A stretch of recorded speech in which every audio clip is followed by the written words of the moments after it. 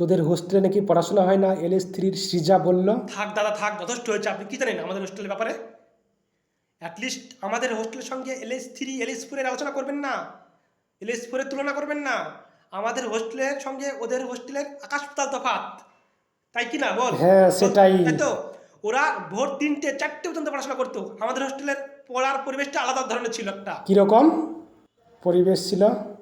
আমাদের হোস্টেলে দেখেন, আমাদের হোস্টেলে যখন পড়ার পরিবেশ ছিল গ্রুপ স্টাডি, সবাই মিলে একসঙ্গে গ্রুপ স্টাডি করতাম। সিনিয়র দাদা আমাদেরকে হেল্প করতো, আমাদের হোস্টেলের সিনিয়র দাদারা বসে থাকতো রাত্রে, আর আমরা দাঁড়িয়ে থাকতাম টিটি রুমের ছাদের পরে। শীতের রাত্রে সেই কনকনে ঠান্ডায় গরমের চোটে খালি গায়ে একটানা 5-6 ঘন্টা দাঁড়িয়ে থাকতাম আর গ্রুপ স্টাডি করতাম দাঁড়িয়ে দাঁড়িয়ে। পরীক্ষার আগের দিন এইসব গ্রুপ স্টাডি?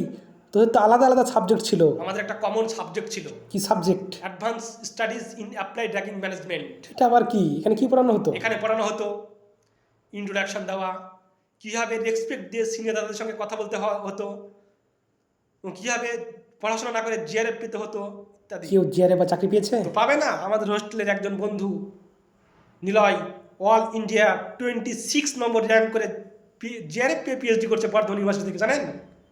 যে বর্ধমান ইউনিভার্সিটির ভিসি ছিলেন সে আমাদের হোস্টেলের, জানেন? ডঙ্কুল কলেজের যে প্রিন্সিপাল সে আমাদের হোস্টেলে, জানেন? তুই এখন কি করছিস সেটা বল। আমি অ্যাসিস্ট্যান্ট প্রফেসর কোন কলেজের? বিএড কলেজের।